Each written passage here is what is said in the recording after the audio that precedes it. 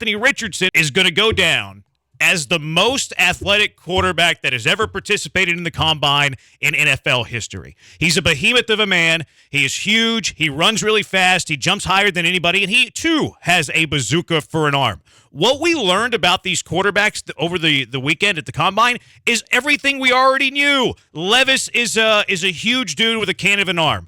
C.J. Stroud, real solid base, like very, very high floor, really good quarterback. He's going to be fine in the NFL. Bryce Young, we thought he was small. We still think Bryce Young is small. Like nothing that he did in terms of his measurables at the Combine is changing how we feel about his size. And then Anthony Richardson, who has proven to us that he is a freak athlete, we already knew he was a freak athlete. Mm-hmm. The amount of overreaction we're getting, and look, I hope that general managers and NFL executives, they overreact this same way, because if I'm Nick Caserio and I'm seeing overreaction around the league, like we're seeing overreaction from around followers of the NFL, I'm trading out of number 2, quite honestly. Like, that was my biggest takeaway. If NFL general managers overreact the same way that NFL Twitter overreacts, I'm trading out of number 2 because the overreaction is insane. Well, and I don't know if you saw this or not, but Lance from the Combine just tweeted out something very simplistic about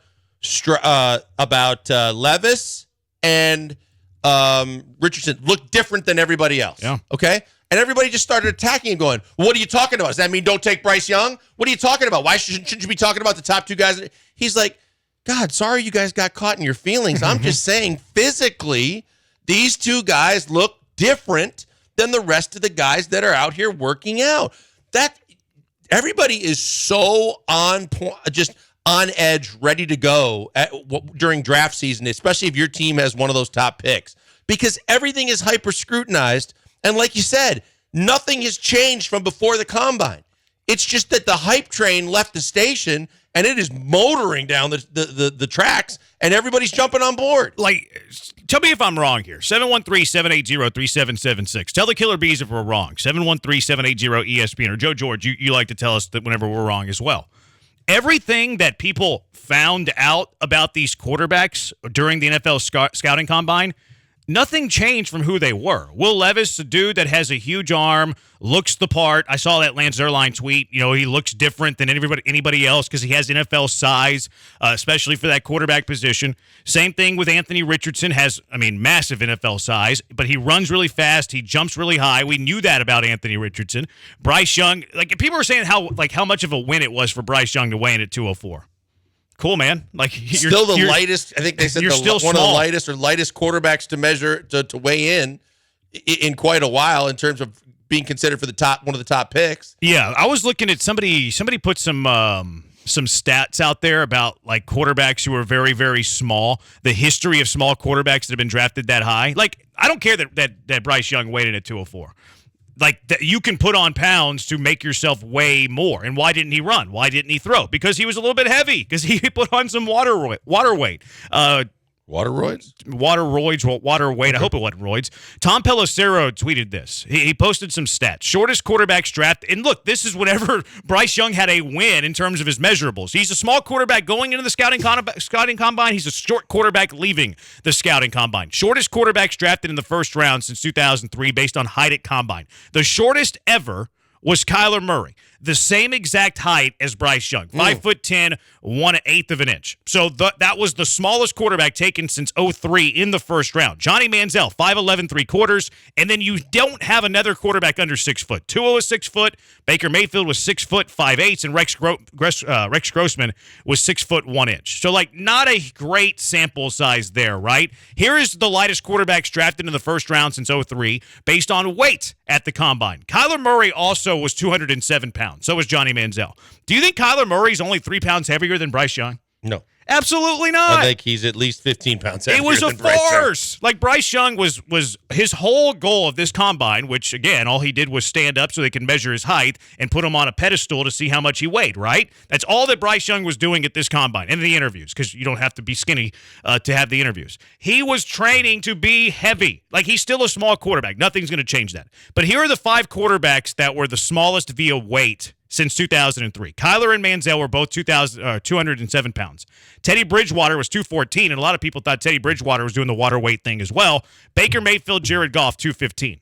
Since 2003, quarterbacks don't get selected in the first round that are wee men, that are small, and it's also not a great list. Like, of those 5 quarterbacks that were the shortest, of those 5 quarterbacks that weighed the least, the only one that's really any good is Kyler Murray. Mm-hmm. Like, maybe Tua, maybe Jared Goff. I don't know, but none of these dudes. Who, Goff? Goff, yeah. I mean, Goff's had some solid years, right? Like, Goff's had some solid seasons. But we've talked about it. Look, I think that, in more ways than most quarterbacks, the influence that his head coach had on him when he was with the Rams, because Sean McVay was basically reading defenses and calling plays until the green dot microphone went off.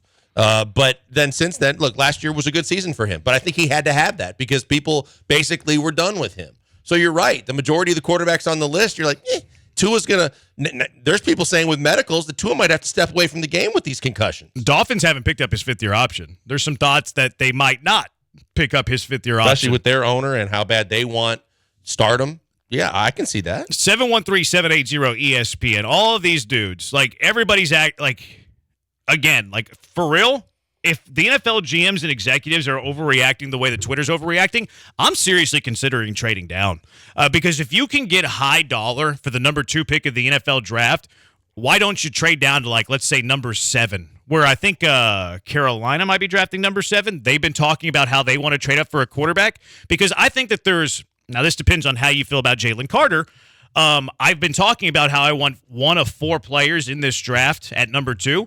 What if you trade down to number 7 and still can potentially get one of those 4 guys? Because worst case scenario at number 7, there's the 4 quarterbacks, right? Which I was trying to talk myself into Anthony Richardson yesterday after people lost their minds on Twitter, and I watched the USF game they played earlier this year.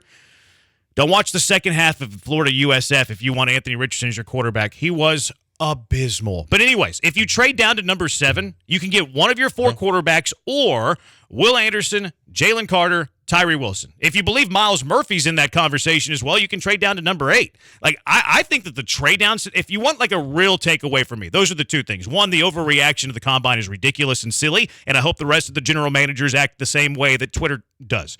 Secondly, I'm more than open to trading down than I've ever been, because I can still get a really good player at number 7, address other huge needs with the future draft capital that you're getting. Maybe you can get an additional late first-round pick this year, or a future first-round pick when this team has glaring holes and tons of needs.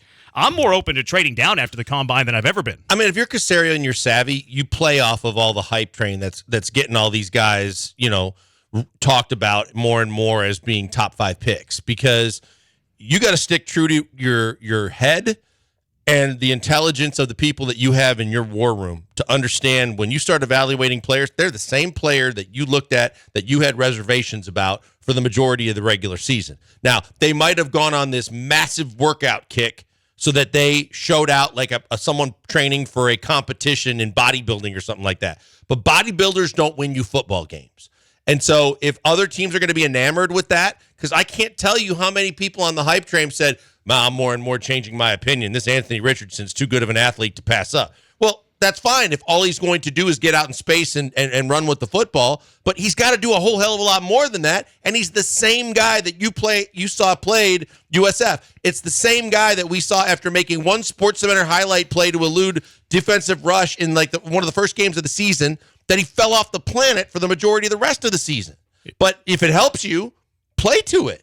Yeah, that's where I'm at with Caserio. If Anthony Richardson's like the number 2 pick of the draft, cool, trade down. I think there's going to be massive disappointment if you did that and you didn't get either Carter or Anderson and or one of the quarterbacks. But the kid from Texas Tech, as much as he's climbing the draft board, if that's who you ended up with at 7, there'd be But maybe they just don't understand. Again, that doesn't matter what people think as long as you realize that's how you evaluated the entire top part of the draft. And if you want to throw Miles Murphy into that conversation, maybe there's somebody else that you absolutely love. Maybe trading down to number 9 is on the table. But right now, for me, it's 7. If I can get an additional first-round pick in sweeteners, trade down 5 spots, still get one of those 7 players, gauging the buzz around the league, I think it's a great idea. 713-780-ESPN, the HRP listener line, 713-780-3776.